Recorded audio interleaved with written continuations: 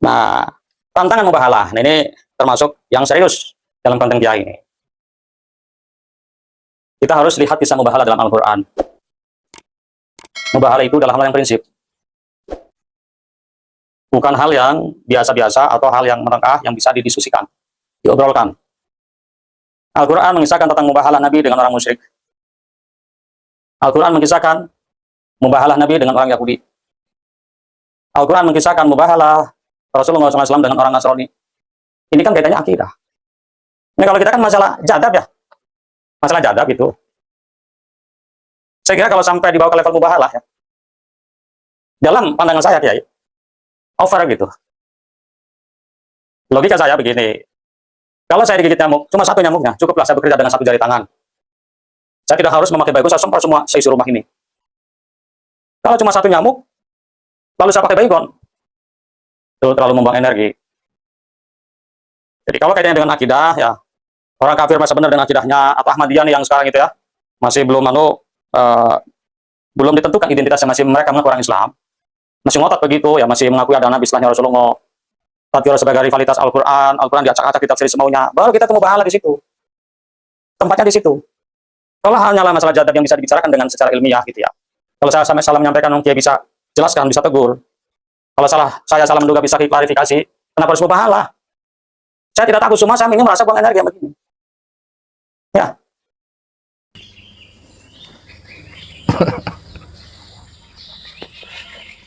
Bismillah. Assalamualaikum warahmatullahi wabarakatuh. Allahumma salli ala Sayyidina Muhammad wa ala ali Sayyidina Muhammad. Amma ba'd. Faya Ustaz Nur Khalis. Terima kasih sudah menjawab video saya. Alhamdulillah. Semoga Allah berikan taufik hidayah dan maghfirah pada engkau.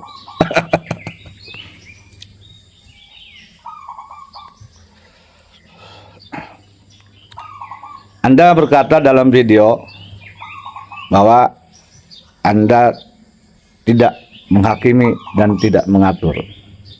Oke, nggak apa-apa. Saya tidak akan memperbanyak hal itu. Anda juga mengatakan bahwa itu hanya sebuah permintaan. Anda kemudian mengucapkan tentang kaidah fikih. Kalau perintah itu, amar itu datangnya dari yang lebih tinggi, lebih atas kepada yang lebih rendah. Tapi kalau permintaan itu dari yang rendah kepada yang tinggi, dari yang muda kepada yang tua. Seperti itu ya. Oke, setuju. Karena Anda ini sudah di konten yang lalu tuh sudah bicara adab, maka akan saya bahas adab. Betul, permintaan itu dalam konteks fikih yaitu dari yang muda kepada yang tua, dari yang bawah kepada yang atas. Betul. Tetapi semuanya bisyarti. Harus dengan syarat bil adabi wal hikmati. Oke? Mohon Anda kaji lagi bagaimana keharusan seorang yang muda kepada yang tua, seorang yang bawah kepada yang atas menurut ilmu usul fikih dan fikih, kaidah usul fikih dan fikih. Tentu harus dengan adab dan hikmat. Tentu harus dengan mekanisme dan prosedur yang menjadi indah, sehingga kita tidak kehilangan jati diri sebagai orang yang tidak beradab. Saya tidak menuduh Anda tidak beradab. Ustaz Nur Khalis, Anda paling beradab. Paling beradab Anda. Tidak ada ustadz yang paling beradab kecuali Anda. Di antaranya Anda ya. Tidak seperti saya yang tidak beradab. Terima kasih. Saya doakan Anda selalu beradab kepada siapapun, termasuk kepada saya dan kepada siapapun. Oke?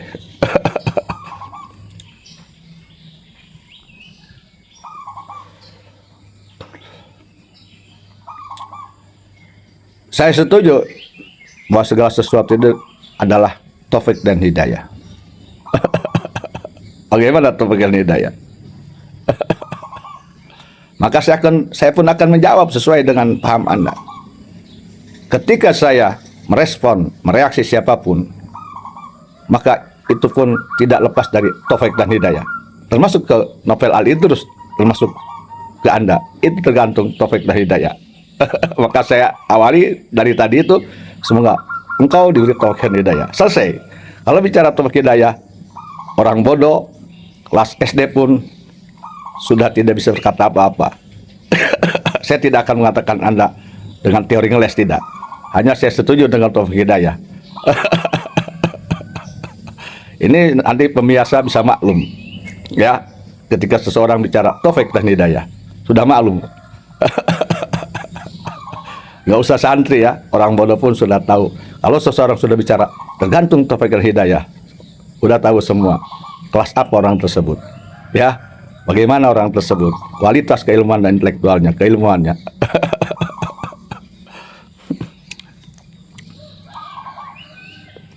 Ya, Nurhalis, perlu Anda ketahui, tiada niatan saya, insya Allah, tidak ada ajam saya untuk diakhiri dengan permusuhan, diakhiri dengan sesuatu yang kurang baik. Insya Allah tidak ada ajam. Saya senang diskusi, tetapi diskusi di darat. Sebetulnya kalau di video ini saya malu. Bukan kesukaan saya sebetulnya. Kalau bukan terpaksa, darurat. Termasuk ketika saya mengundang Anda pun untuk datang ke tempat saya 3 kali 24 jam. Itu untuk diskusi. Dan saya tidak pernah merasa takut akibat diskusi. Yang penting kita punya niat yang baik. Adapun hasilnya mau dianggap buruk, Anda bilang tadi, tergantung taufik dan hidayah. Ya. Saya tertarik dengan ucapan Anda. Ketika saya tantang Anda 3 kali 24 jam harus ke pondok saya. Anda berdiplomasi dengan sangat enteng. Saya orang bebas. Saya orang merdeka. Artinya Anda tidak mau diatur. Maka kalau begitu, Anda pun harus memperlakukan hal itu kepada siapapun. Ya, kepada siapapun. Jangan mengatasnamakan nasihat dan kritik dan meluluskan. Kemudian ada narasi, diksi, framing, atau menggiring seseorang untuk seolah diatur. Sekalipun Anda tidak mengatakan mengatur. Oke? Maka biarkan mereka pun punya kebebasan berbicara, berekspresi. Itu kan teori Anda. Saya pakai. Oke?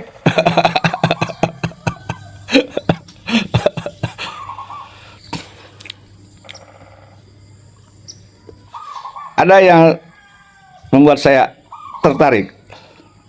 Anda berbicara di konten saya yang dulu-dulu, saya selalu mempersilahkan untuk dikritik, untuk diluruskan oleh siapapun.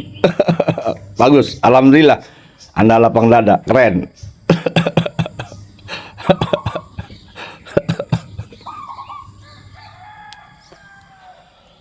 Jujur ya, Nurhalis, jujur, saya kecewa Anda tidak datang ke tempat saya dalam 3 kali 24 jam. Karena saya pikir jika seseorang sudah siap yang Anda bilang tuh meluruskan atau meminta katanya ya, jubahnya seperti itu, casingnya seperti itu, berarti Anda harus siap merespon orang yang Anda luruskan. Anda apa tadi? Anda minta ya.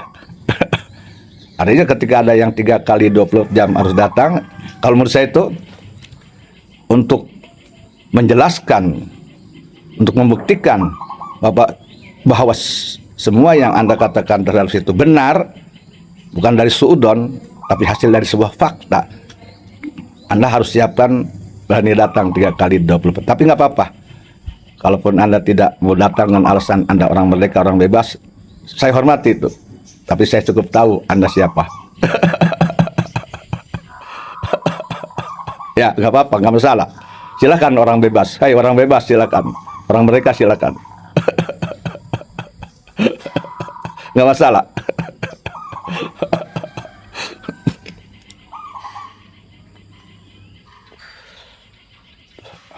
Begini, Ya Nurkhalis, karena Anda mempersilahkan untuk diluruskan, untuk dikritik.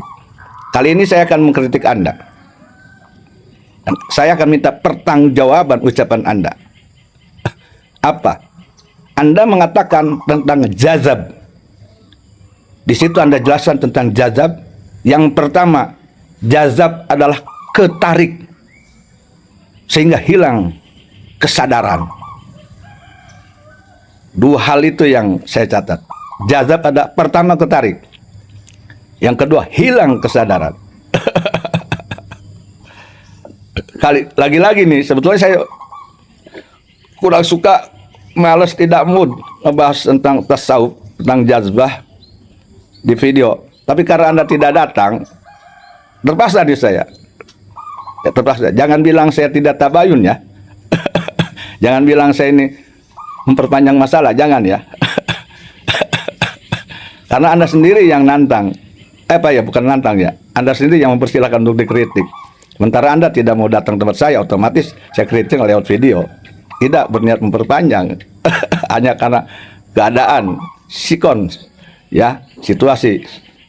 Saya harus menjelaskan, mempertanyakan, bertanggungjawabkan, minta pertanggungjawaban Anda di video ini. Beda kalau Anda datang. Saya tidak akan bisa di video.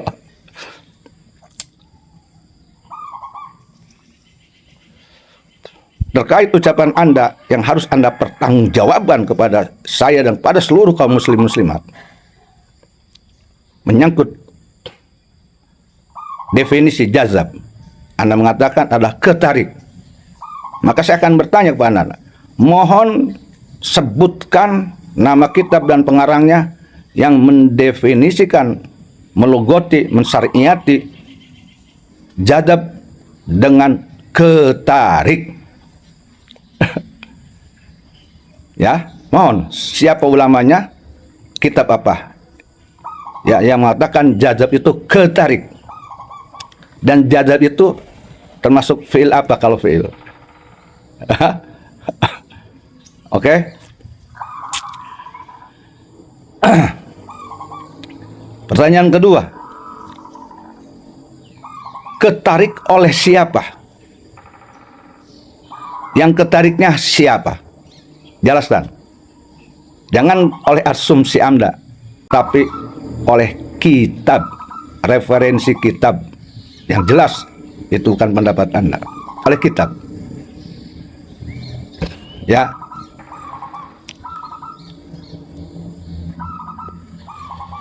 Yang kedua, Anda mengatakan bahwa jazab itu hilang kesadaran, tidak sadar terhadap sekelilingnya, yang di kanan, yang di kiri. Juga saya tanyakan, di kitab apa, siapa yang pengarangnya yang mengatakan bahwa jazab itu hilang kesadaran? Ya.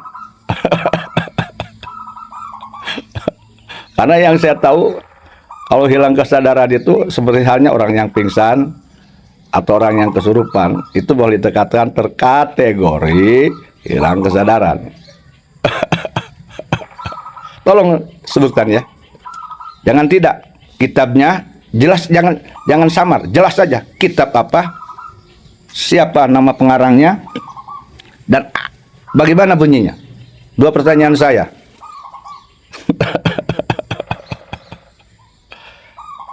Pertanyaan ketiga, ya Nurkhalis,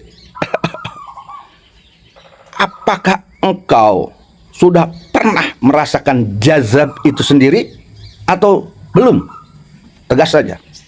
Mengapa sebabnya saya tanya ini? Karena tidak akan mungkin orang yang belum mengalami jazab bisa memahami jazab sesungguhnya. Tidak mungkin dia bisa menjelaskan tentang jazab dengan benar. Karena nanti dia akan menafsirkan jazab atau terhadap orang yang majzub itu salah, tidak sesuai dengan aturan kitab. Maka saya perlu bertanya kepada Anda, apakah Anda pernah mengalami jazab atau belum? Yang keempat, apakah Anda pernah tahu terhadap siapa orang yang boleh menghukumi tentang jadab dan tentang yang majdub. Syaratnya apa? Karena ada larangan-larangan bagi seseorang yang belum mencukupi syarat untuk mengomentari, apalagi menghukumi, apalagi mencaci orang yang jadab sebelum mempunyai syarat tersebut. Tolong Anda cari kitabnya, ya. Tolong cari kitabnya. Ada di kitab-kitab. Pasti Anda tahu. Bagi orang-orang yang sudah tahu syarat tersebut, saya yakin tidak akan ada berani orang itu menghakimi orang yang jazab. Karena tidak pantas kalau belum mempunyai syarat tersebut. Saya tidak akan kasih tahu syaratnya apa. Kalau ingin tahu, Anda datang ke sini. Nanti saya kasih tahu syaratnya.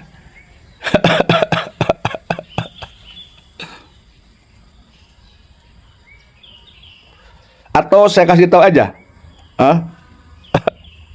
Jangan kitab yang tinggi-tinggi yang besar, nggak usah. Kitab kecil aja, ya. Dalam kitab, jangan kitab kuning, janganlah. Kitab yang gondrong, ya, bukan kitab Latin, kitab Pegon.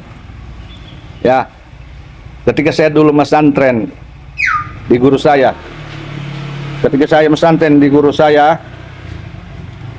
di Kiai Solihin Abayan Pandeglang, murid Syekh Sempur, saya mengaji kitab namanya Kifayatul Mubtadiin kalangan Syekh Raden Mukhtar. Di situ dijelaskan haram bagi seseorang yang belum pernah ngaji, belum menyelesaikan ngaji kitab Insanul Kamil, Futuhatul Makkiyah, ya, dan yang lain-lainnya, Jamil Usul fi Auliya, Futuhatul Makkiyah, yang lain-lainnya, haram menghukumi yang majdub. Haram. Karena pasti akan salah. Pasti akan menyesatkan penilaiannya. Ya. Ya, Nurhalis, mohon maaf, saya akan sedikit menjelaskan kepada Anda. Ya. Jazab itu fi'il madi, ditarik, telah ditarik. Siapa yang menariknya? Allah. Siapa yang ditariknya? Orang yang dicintai oleh Allah. Mengapa dicintai? Karena dalam kolbunya ada mahabbah kepada Allah. Jadi jelas, bukan ditarik, tapi ditarik oleh Allah. Yang ditariknya siapa? Orang yang dicintainya. Karena ada mahabbah kepada Allah dalam kolbunya. Karena ibadahnya. Bukan ketarik. Jazaba fil madi.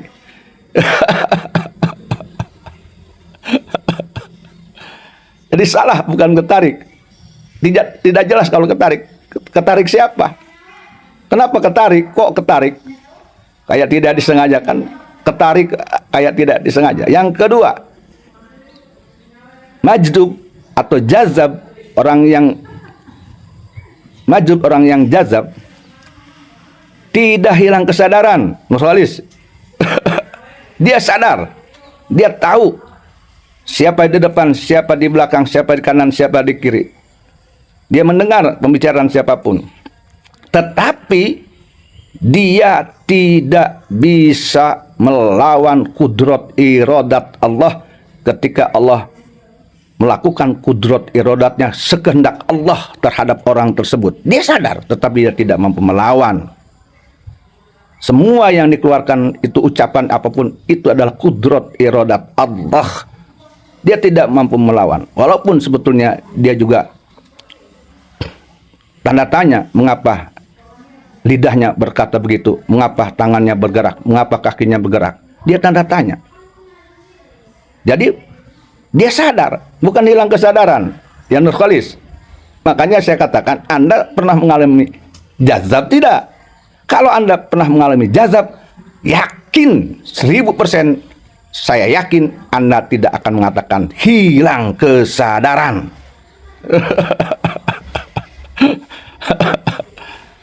Bagaimana membuktikan orang itu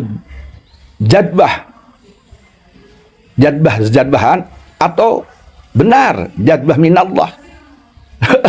Kalau Anda ahli ngaji, Anda pernah membaca kitab Tasawuf Innarotuduja karangan Sayyid Husain Al-Makki Al-Maliki, sudah jelas di situ dikatakan untuk membuktikan seorang itu jadbah minallah atau zadbah minan nafsihi, bohong-bohongan, maka tidak usah dengan ilmu batin, tidak boleh menerka-nerka, tidak boleh. Yaitu harus dilihat dari pembuktian kita atas orang tersebut. Ya, tidak boleh diangan-angan, tidak boleh menghukumi dari jauh, tidak boleh. Untuk mengetahui dia jadbah-jadbahan atau bukan, tidak boleh menghakimi dari jauh. Tapi siapa saja yang ingin tahu orang itu jadbah-jadbahan atau bukan, dia harus dekat dengan orang itu. Matanya harus melihat orang tersebut yang majdub, dan telinganya harus mendengar apa saja yang diucapkan oleh orang majdub tersebut, sehingga si pendengar, si penglihat yang menyaksikan, syahid itu tidak akan salah menilai. Jika orang tersebut tahu ciri-ciri jadbah yang minallah atau jadbah yang minan nafsi. Apa jadbah minallah? Dalam kitab Innarotuduja dikatakan bahwa ciri jazbah minallah bukan dari nafsunya, bukan buat-buatan, bukan mengada-ngada, yaitu akan terbukti semua ucapannya, semua perbuatannya. Sebaliknya, jika jadbah-jadbahan, maka tidak akan pernah terbukti semua ucapannya, semua perbuatannya. Contoh, jika seorang majdub mengatakan umpamanya, hujan, hari ini hujan, maka jika minallah, hari itu pasti akan hujan. Tetapi jika itu jadbah-jadbahan dari dirinya, ucapannya dari dirinya, dari nafsunya, ingin tenar, ingin keren, ingin sebut wali, maka tidak akan hujan hari itu. Jadi membuktikan jadbah minallah atau bukan dengan teori, tapi lewat bukti. Tidak boleh dengan teori, walaupun kau baca kitab ribuan kitab sekalipun, menghukumi orang yang jadbah benar jadbah minallah atau bukan, itu harus kau menyaksikan perbuatan orang tersebut, ucapan orang tersebut, apakah terbukti atau tidak. Bagaimana mungkin orang yang jauh, dari jarak jauh, terhadap orang yang majdub bisa menghukumi itu jadbah-jadbahan, kecuali orang yang hasud, kecuali orang yang dengki, kecuali orang yang bodoh. Dan itu sama saja sudah mencemooh, sudah melecehkan ulama-ulama ahli tasawuf yang sudah begitu sangat jelas menjelaskan ciri jadbah minallah dan ciri jadbah minan nafsi atau mengada-ngada. Nurholis, kenapa saya bisa mengatakan bahwa yang jadbah atau yang majdub itu tidak hilang kesadaran? Tentu saya punya dasarnya, ada kitabnya, dalilnya. Ya, nanti saya bacakan nih ya. Saya bacakan nanti bahasa Arabnya sesuai dengan kitab Gundul ini. Dan kemudian saya terjemahkan. Saya membacanya tidak seperti ala pesantren, karena barangkali ini banyak pemirsa yang tidak bisa paham kalau ala pesantren. Jadi saya bacakan dulu kitabnya, bahasa Arabnya, kemudian insya Allah saya terjemahkan, baru saya surahkan. Tentunya surahan ini tidak menyeluruh ya, saya surahkan yang hal-hal yang ada kaitannya dengan saya dan kamu tentang jadbah ini, tidak semuanya, oke? Nah ya, jadi saya jelaskan nih bahwa yang jadbah itu bukan hilang kesadaran, tidak hilang kesadaran, ya. Nah, saya sanggah nih Anda ya, nih kitabnya nih. Ini kitab Inaratud Duja, karangan Syekh Muhammad Ali bin Husain Al-Makki Al-Maliki, halaman 209. Bismillahirrahmanirrahim. Wa idza fawadta ila Allahil umur fasalim ma yaqau fi mulki min ahwali man jazaba min arifina bisyudil haqqi faghab hatta an nafsihi. Izil ghaibu an nafsi la laumun alaihi. Kama qala al-arifu wa ba'da al-fana fillahi kun kaifa ma tashaf fa ilmuka la jahlun wa fi'luka la wizrun. Wa qala ibnu talamasani fala tali sukrana fi hali sukrihi faqad fi at-taklifu fi sukrina anna fama lam yakun mutasifan bi adabi syariatil mutahharati wa adda al hala fatruku fa iyyaku kaziban fa alaihi kizbuhu wa iyyaku sadiqan yusibkum ba'dul ladzi ya'idukum lakin ma'al inkari biqalbika fima waqa'a minhu mukhalifan lil amri alladhi syara'ahu syari'u wa hafidhahu hifdhan masyru'an li jami'il mukallafina bada'an ta'rifa anna wuqu'al ma'asi min ahlil haqiqatil ladhi min ahlil haqiqatil ladzati la'unal ghaiba fayushahidunal amru buron bil ma'siyati fayaqdumuna alaihi imtisalan lil mubrani lil istihalati takhullufihi fakudumuhum alal ma'siyati bil ikrahi kasaqiti min syahiqin. Ya, ini kitab Inaratul Duja.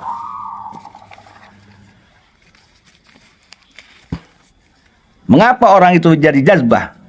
Di sini dijelaskan. Karena fa iza fawadta illa umur fasalim ma yaqum fi mulki min ahwali min man jazaba min ahli minal arifin bisyudil haqqi. Orang bisa majdub itu karena orang tersebut fawadda ila Allah, sudah menyerahkan seluruh urusannya kepada Allah Subhanahu wa taala, pada kerajaan Allah, hidupnya, matinya, dicacatnya, dicacinya, bicaranya dimanapun, di medsos dimanapun, keluarganya, anaknya, semuanya urusan agama diserahkan kepada Allah karena dia merasa tidak bisa berbuat apapun. Ya, itu sebabnya dia menjadi jadbah. Kenapa dia menyerahkan urusan pada Allah? Karena dia cinta dan percaya kepada Allah, maka dia tidak perlu ngurus-ngurusi urusannya. Dia percaya kepada zat yang dicintainya, yaitu Allah Subhanahu wa taala. Itu sebabnya orang menjadi jadbah dari golongan arifin. Kenapa dia jadbah? Karena bisyudil haqqi faghabat an nafsihi. Karena dia menyaksikan Allah Subhanahu wa taala dengan sangat yakin, dengan mempersaksi secara ilmu dan keyakinan. Sehingga ketika dia yakin, orang jadbah itu, ya, faghabat, maka hilang segala sesuatu. Artinya di dalam hatinya tidak ada selain Allah, tidak ada. Yang ada hanya Allah, Allah, Allah. Faghabat.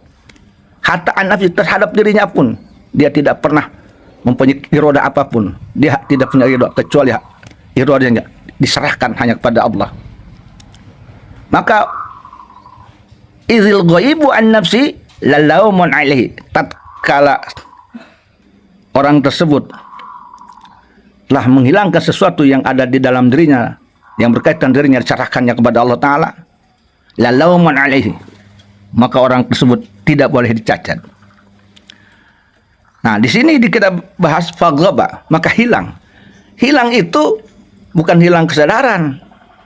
Hilang itu ya hilang perasaannya, perasaan pinter, perasaan mulia, perasaan bisa menyelesaikan urusan. Nah, perasaan cinta kepada selain Allah hilang perasaannya. Kesadarannya dia sadar, tapi perasaan itu yang hilang. Perasaan-perasaan kepada selain Allah, yang dari selain Allah dia hilang. Faghaba. Di sini kitabnya faghaba. Nah ya. Jadi minal arifina bisyudil haqqi faghaba hatta an nafsihi. bukan kesadarannya, perasaannya. Lalu bagaimana ketika dia hilang perasaannya? Jadbah. Idzul ghaibu an nafsi la laumun alaih. Ketika hilang perasaan tersebut di kolbunya, di ruhnya, di ruh idopinya, di nukut gaibnya, ya, di sanubarinya tidak ada makhluk, dia tidak punya iroda apapun. Diserahkan iroda itu cukup pada iroda Allah Ta'ala. Karena dia cinta, karena dia menyaksikan Allah, ma'rifat pada Allah Ta'ala. Maka lalaumun, maka tidak boleh cacat orang tersebut. Ya. Dan semuanya apa? Wa kama qala al-arifu wa badal fana. Dan berkata sebagian para arifin, para wali-wali, wa ba'dal fana, dan jika sesudahnya fana orang tersebut, fana filahi, fana di dalam Allah, kun kaifa matasa, maka itu tergantung bagaimana kehendak Allah Ta'ala. Mau merah, mau putih, mau buka baju, mau apa, kun kaifa matasa, bagaimana Allah Ta'ala. Ada yang dimengerti, ada yang tidak, ada yang dikatakan oleh orang tidak beradab, yang berkata yang tidak pantas. Kata kitab ini, kun kaifa matasa, bagaimana kehendak Allah. Ketangguhkan kan hidayah Allah, bagaimana Allah, ya. Begitunya di sini. Lalu apakah dia melakukan kebodohan ketika berbuat? Maka dikatakan oleh Syekh Ali Muhammad Ali Al-Makki ini, pengarang kitab ini, fa ilmuka la jahlun, dan ilmu engkau, ilmu orang jadbah tadi, tidak bodoh. Apakah perbuatan buruk? Tidak. Wa fi'luka la wizrun, dan perbuatannya itu tidak berdosa. Ini kitab loh. Ya, ini kitab. Lalu apakah itu orang-orang jadbah itu orang yang maju itu bisa diatur-atur? Dia harus menguasai dirinya. Oh ini jangan, oh gini jangan, oh ini tidak beradab, oh ini begini, oh ini tidak bisa dimengerti oleh akal. Tidak bisa. Namanya bukan orang maju dong kalau begitu. Nurkhalis. Kata siapa? Bukan kata Yusuf.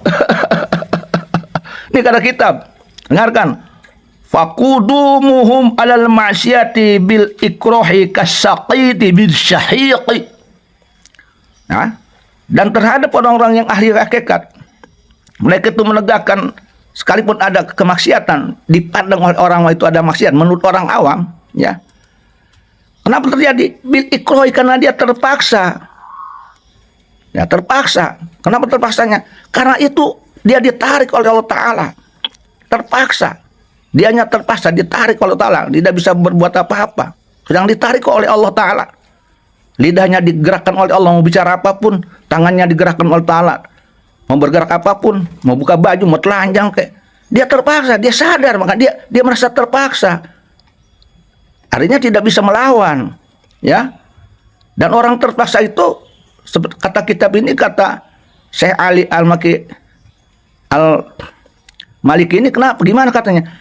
Kasaqiti min syahikin, bagaikan sebuah kendaraan yang jatuh ke jurang.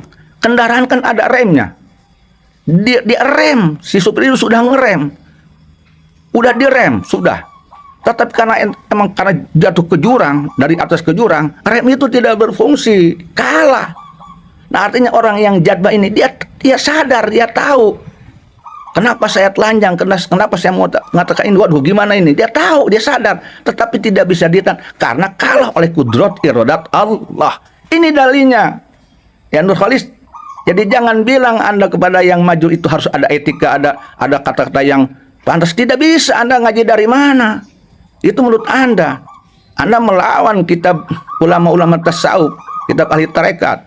Lebih benar mana antara Anda dengan Syekh Muhammad Ali Husain Al-Makki Al-Maliki dan ahli-ahli tasawuf dan para arifin?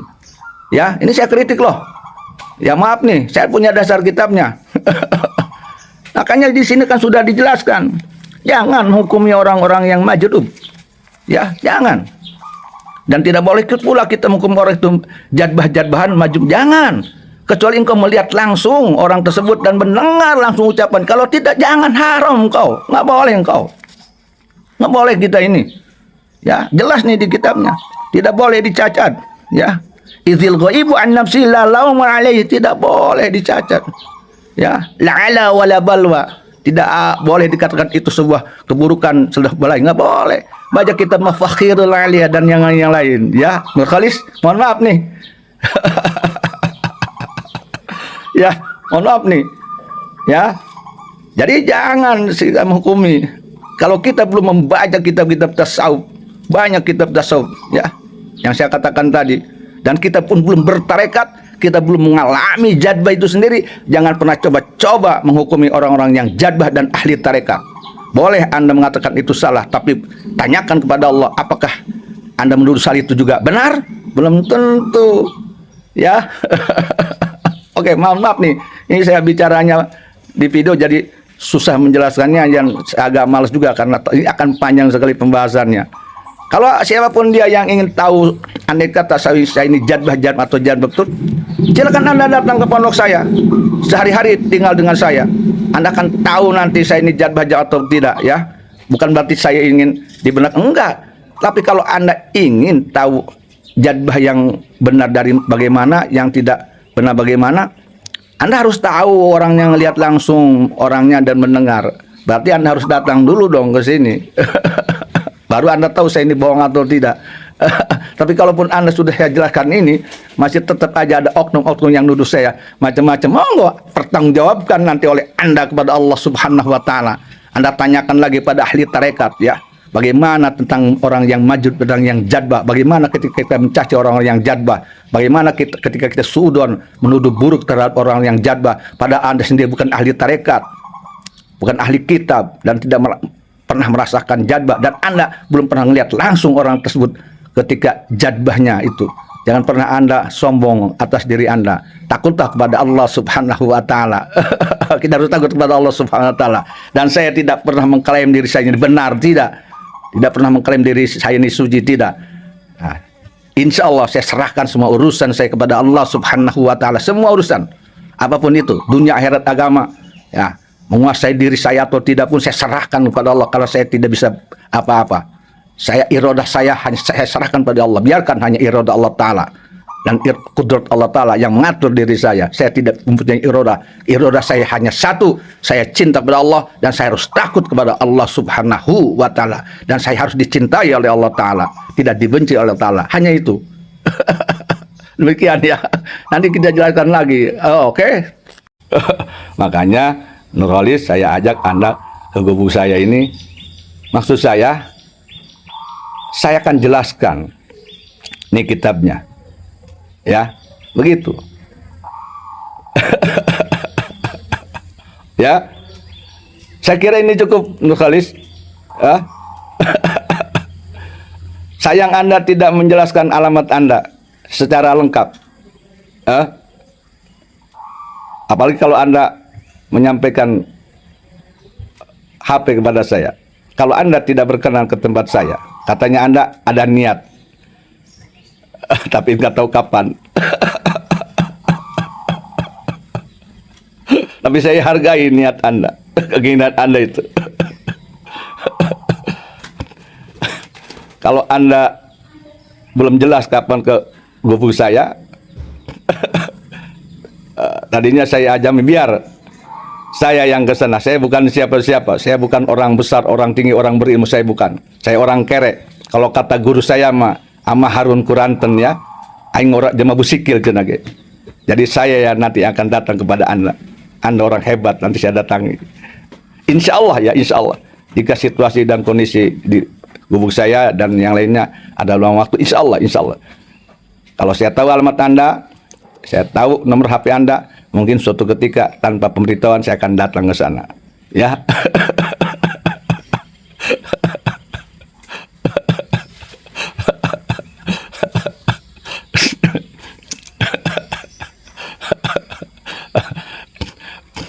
Ini indah sekali ini. Ada nih yang ingin saya sampaikan, tapi saya lupa nih. Ya, Nur Khalis.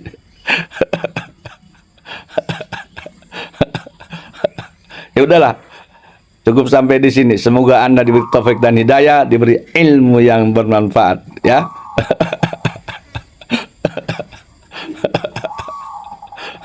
Semoga kita semua diampuni dosanya oleh Allah Subhanahu wa ta'ala.